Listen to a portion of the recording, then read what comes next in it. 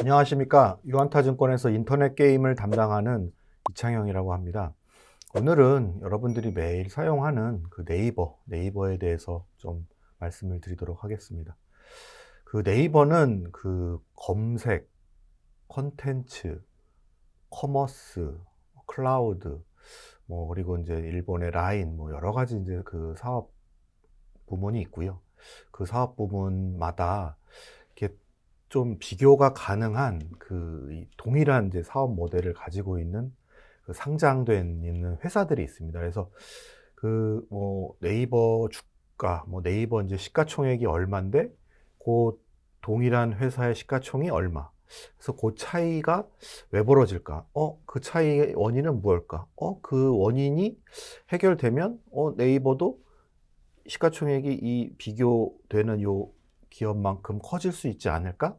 그렇게 좀 쉽게 좀 비교가 가능하거든요. 그래서 이번 시간에는 그 네이버의 그 주요 사업 부분인 그 쇼핑, 그리고 웹툰, 그리고 페이, 그리고 그 소위 말하는 이제 메타버스라고 얘기하는 제페토, 그리고 일본의 라인, 요 부분을 좀 쉽게 그 비교 가능한 기업들, 그러니까 이제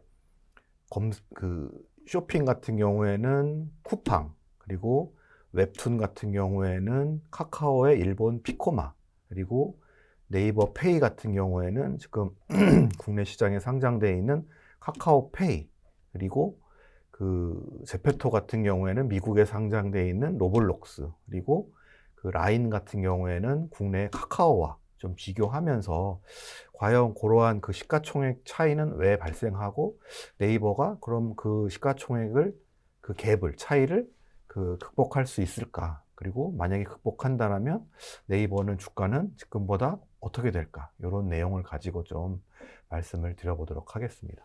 일단 쇼핑부터 말씀을 드리면, 단순하게 네이버의 이제 시가총액이 지금 한 57조 정도 되는데, 그 네이버 시가총액을 그 네이버의 쇼핑 매출액 비중, 전체 매출액 중에서 네이버 쇼핑이 차지하는 매출액으로 그 시가총액을 곱하면 한 12조 원 정도가 됩니다. 근데 네이버 쇼핑은 쿠팡, 미국에 상장되어 있는 쿠팡과 동일하게 국내 이커머스 시장에서 경쟁을 하고 있는 경쟁자거든요. 근데 동일한 경쟁자인데, 네이버 쇼핑은 네이버 시가총액 중에서 한 12조 원 정도만 가치가 평가되고 있고, 쿠팡은 41조 원, 그리고 12조 원, 이런 차이가 발생을 하는데, 이건 왜 발생을 할까? 하나하나 좀 이렇게 짚어보면, 일단 성장률 차이가 많이 납니다. 쿠팡은 49%, 작년에, 네이버는 35%. 그래서 실제 그 거래액은 네이버가 쿠팡보다 더 많거든요. 하지만 이제 좀 더 미래에는 쿠팡의 그 물건 판매가 더 많을 거라는 기대감에 이제 쿠팡 시가총액이 이렇게 많은 건데, 저는 일단 12조와 41조, 거래액은 네이버가 더 큰데 이렇게 거의 4배 가까이 차이가 나는 게 좀 너무 과도하게 차이가 난다라고 좀 먼저 말씀을 드리고요. 두 번째는 이 성장률 차이가 여러분이 더 잘 아시겠지만 쿠팡의 빠른 그 배송 경쟁력 때문이거든요. 근데 쿠팡은 사실 그 빠른 배송을 하기 위해서 1조 8천억이라는 적자가 발생을 합니다. 하지만 네이버 쇼핑은 그런 적자가 발생하지 않고 수천억 이익이 발생을 합니다. 어찌됐든 적자를 감안하고도 이렇게 좀 성장이 높으니 네이버보다 쿠팡의 기업 가치가 이렇게 큰 거 아니냐, 이렇게 말씀을 드릴 수 있는데, 네이버가 그래서 자신의 한계점인 이 빠른 배송, 이 당일 배송 비중을 계속적으로 늘리고 있습니다. 그리고 재작년 CJ 대한통운, 이마트 이런 업체들과 제휴를 하면서 이 물류 시스템, 그러니까 이제 풀필먼트 서비스라고 하죠. 집 앞까지 당일날 배송해 줄 수 있는 그러한 물류센터를 지역 거점, 쿠팡과 동일하게 그 지역 거점을 지금 만들고 있고, 그리고 조만간 20만 평균으로 대규모 이 풀필먼트 서비스 센터가 건설될 예정입니다. 그렇게 되면 일단 쿠팡보다 이익은 많이 나고, 그런 상황에서 성장률까지 따라잡고 하게 되면 이 시가총액의 차이는 줄어들지 않을까, 예. 이 쿠팡이 사실 100조 원에서 40조 원으로 떨어진 거기 때문에 지금 상황에서는 네이버가 40조를 따라갈 가능성이 매우 높죠. 네이버는 지금 이 브랜드 스토어라고 해가지고 기존 스마트 스토어보다 마진율이 좋은 이 대기업 상품군의 매출이 뭐 2배씩 굉장히 빠르게 증가를 하고 있는 상황이거든요. 그리고 라이브 커머스라든지 셀러들에게 어떤 편의를 제공해주는 그러한 그 서비스들이 새로 오픈이 되면서 이 마진율은 계속 좋아질 수 있는 상황입니다. 그래서 지금 국내에 뭐 슥닷컴이라든지 롯데온이라든지 이베이라든지 굉장히 이제 앞으로 이커머스 시장이 경쟁이 격화될 텐데 이 네이버 쇼핑이 가장 유리한 상황에 있지 않을까. 그렇게 돼서 이러한 배송 경쟁력 증가로 인한 성장률 차이가 줄어든다라면 이 쿠팡 시총을 좀 이 갭 차이를 좀 줄일 수 있지 않을까. 그러니까 네이버 쇼핑 가치가 더 올라갈 수 있지 않을까. 이렇게 좀 이 말씀을 드릴 수 있을 것 같습니다. 두 번째는 그 웹툰입니다. 웹툰. 네이버 웹툰을 아까 이 쇼핑처럼 똑같이 네이버 웹툰이 네이버 전체 매출액에서 차지하는 비중을 네이버 시총으로 이렇게 곱하면 한 4조 원 정도가 나옵니다. 근데 이제 똑같은 웹툰 서비스를 하는 그 카카오의 이 피코마는 작년인가 재작년인가 8조 8천억의 그 기업 가치를 인정받았거든요. 그래서 올해 말이나 내년 초에 그 도쿄 증시에 상장을 할 건데 비상장 상황에서 8조 8천억 인정받았으니까 IPO 했을 때는 최소 10조 원 이상은 받고 상장을 하겠죠. 또 그 뒤로 또 성장도 했고 실적도 좋아졌을 테니까. 그래서 뭐 10조 원이라 가정을 하면 어찌됐든 똑같은 서비스인데 하나는 4조 원, 하나는 10조 원이라는 겁니다. 근데 매출액은 네이버 웹툰이 훨씬 많습니다. 훨씬 많고 그리고 사용자 수는 더 훨씬 많습니다. 근데 이제 이 차이가 이렇게 4조 원, 10조 원 차이 나는 이유가 쿠팡이랑 비슷합니다. 성장률이 네이버 웹툰보다 피코마가 월등히 앞섭니다. 그 성장률 차이입니다. 그러면 네이버 웹툰이 성장률이 좀 더 올라가면 이 4조 원이 10조 원에 가까워지는 그 가치 상승이 일어날 수 있겠다고 보는 거고요. 근데 이제 저희는 그 네이버 웹툰이 앞으로 피코마보다 더 빠르게 더 큰 성장을 할 수 있다라고 보는 게 일단 현재 이 8,200만 사용자는 언제든 유료 사용자로 전환이 될 수 있는 사람들입니다. 왜냐하면 실제 카카오 피코마가 그랬었거든요. 기다리면 무료라는 서비스를 오픈하면서 급격하게 그 사용자들이 유료 사용자로 전환이 됐고 그러면서 지금 피코마가 이렇게 높은 성장을 하고 있는 상황인데 네이버 웹툰은 지금 뭐 미국, 프랑스, 독일, 유럽 이런 쪽으로 일단은 사용자를 늘리기 위해서 아직 본격적으로 유료화를 하고 있지 않거든요. 그렇기 때문에 지금 8,200만 사용자를 빠르게 지금 늘리고 있는 거고 근데 이게 피코마처럼 조금씩 유료화를 진행을 한다라면 이 성장률의 차이는 금방 축소될 수 있다. 이렇게 좀 말씀을 드릴 수 있는 거고요. 지금 최근에 프랑스에서 뭐 여신강님 구독자가 70만 명이 뭐 발생을 한다라든지 우리가 이제 잠재적으로만 생각했던 이 네이버 웹툰의 가치가 점점 현실화되고 있는 뭐 이런 상황이고 그리고 뭐 여러분 아시는 것처럼 네이버 웹툰에 있는 작품들이 넷플릭스에서 대박이 나온 사례가 많잖아요. 근데 이게 과연 스위트홈이나 사내 맞선 이런 것처럼 한두 편으로 끝날까요? 지금 매년 뭐 수편씩 지금 넷플릭스에서 흥행하는 네이버 웹툰 작품들이 나오고 있잖아요. 왜냐하면 계속 네이버 웹툰들은 수십만 명의 작가들이 지금 작품 활동을 하고 있기 때문에 한국 그리고 글로벌 이러한 그 우수한 IP들이 드라마, 영화로 만들어지고 있는 상황이기 때문에 이 네이버 웹툰의 가치는 점점 커질 수 있지 않겠나 이렇게 보는 거죠. 그 다음에는 이제 페이입니다. 페이는 똑같은 방식으로 하면 네이버 페이는 8조 원, 카카오 페이는 지금 상장돼 있으니까 18조 원, 그러니까 2배 이상 차이가 나는 겁니다. 근데 실제 실적은 거꾸로입니다. 네이버 페이가 카카오 페이의 그 가치의 절반밖에 안 되지만 실제 실적은 절반이 아니라 2배입니다. 보시죠. 매출액은 9,790억 원대 4,586억. 딱 2배 되고요. 순이익도 네이버 페이는 543억. 그리고 카카오페이는 마이너스 339억. 근데 왜 시가총액은 거꾸로 카카오페이가 2배가 더 많을까요?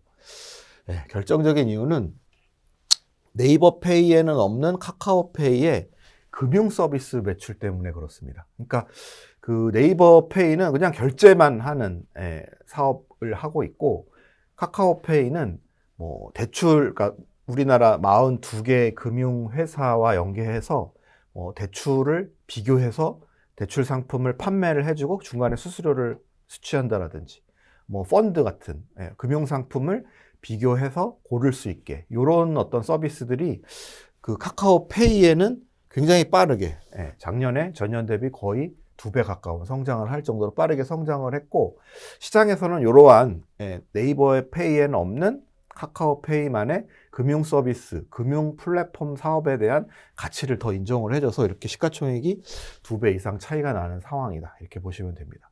그러면 네이버 페이도 카카오페이가 하고 있는 금융 서비스를 하면 되잖아요. 네, 맞습니다. 저는 이제까지는 네이버가 그 금융당국의 규제 때문에 일부러 안 했다고 생각을 하거든요. 근데 작년에 카카오페이도 금융당국의 규제 맞으면서 주가가 거의, 그때는 이제 카카오페이가 상장되기 전이니까 카카오 주가가 거의 한 30% 빠진 적이 있었었죠. 그런 과정을 겪으면서 카카오페이가 그 금융당국의 규제 문제를 해결했습니다. 라이센스를 취득하고 규제의 어떤 어떤 규정을 이렇게 서로 잘 금융당국과 이야기를 해서 해결할 수 있는 방안을 찾았거든요. 그래서 현재 네이버 페이도 그거를 이제 안 할 이유가 없다라는 거죠.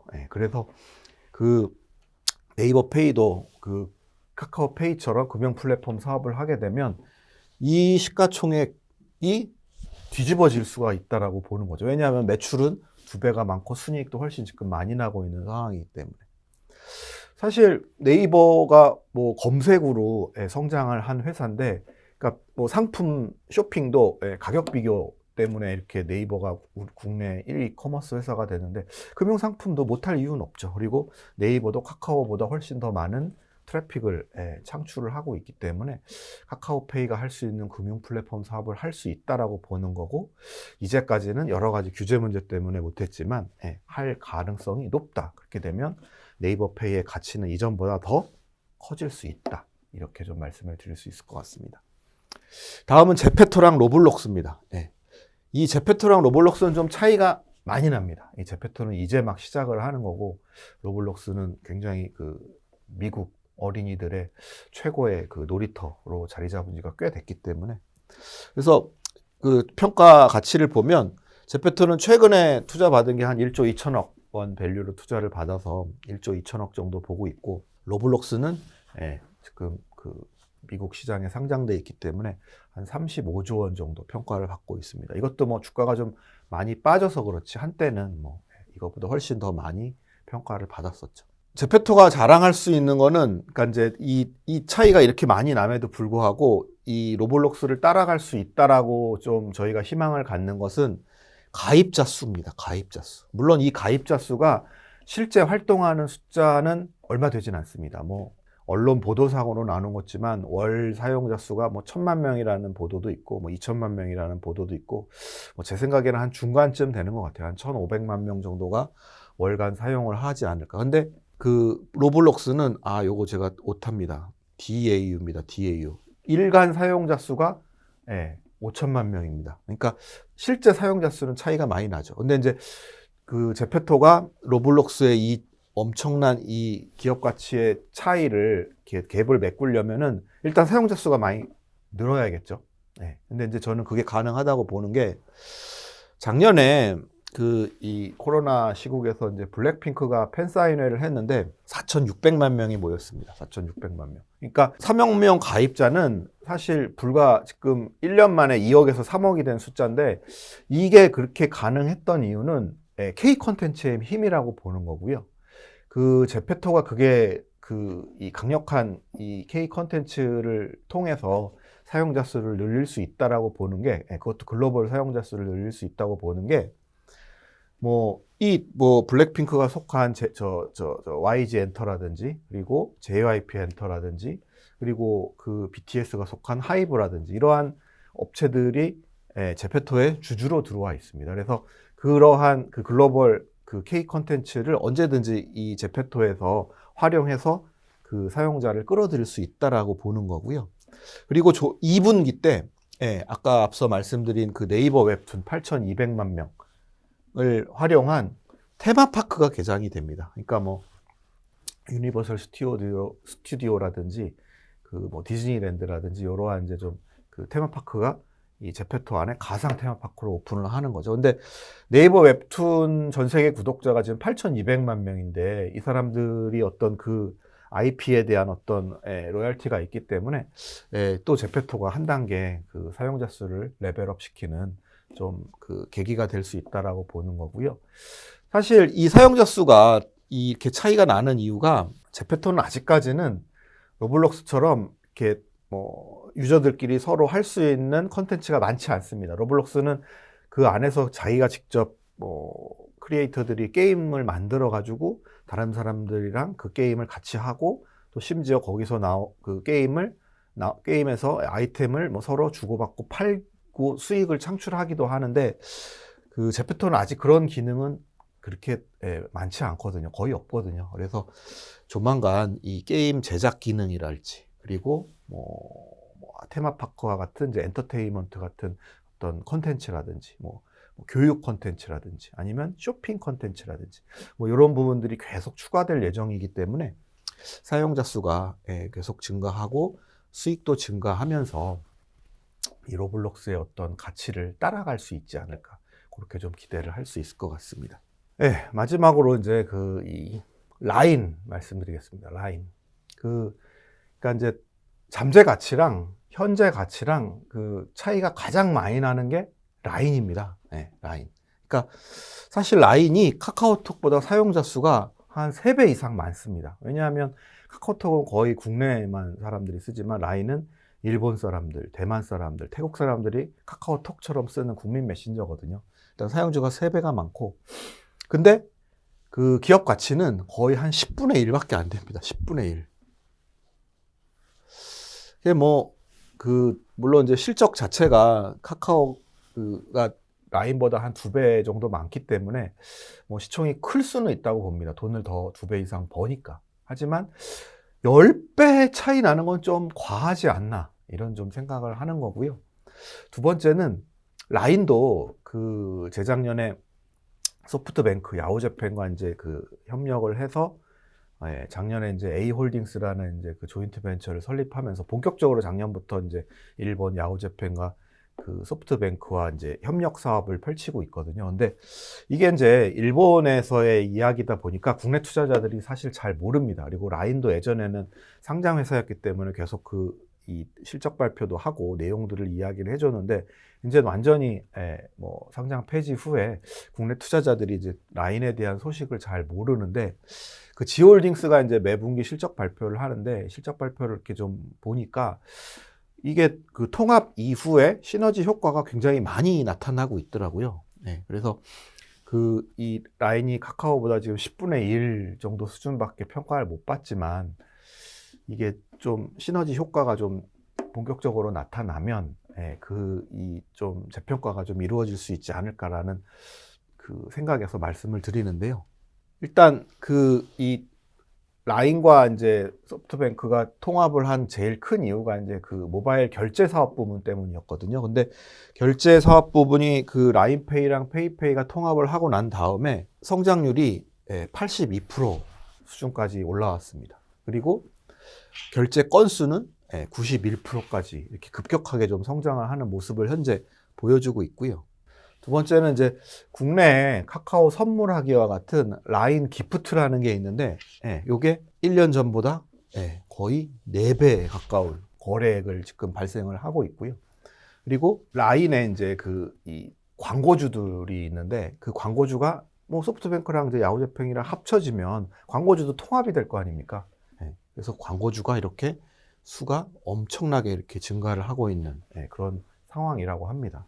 그리고 카카오가 이제 재작년 이제 영업이익이 이렇게 많이 늘었던 가장 큰 이유가 이 카카오톡 채널의 그 이 상단에 이제 광고가 되게 이제 좀 임팩트가 커서 그 광고 매출이 급격하게 증가를 했던 부분이 있는데, 라인도 마찬가지로 똑같은 이제 요 모델을 일본에서 광고 상품으로 출시를 했는데 그 광고 매출액이 저렇게 급격하게 증가를 하고 있는 상황입니다. 그 이 핀테크, 그러니까 라인 증권의 그 계좌 수가 1년 전보다 2.7배가 증가를 했고요.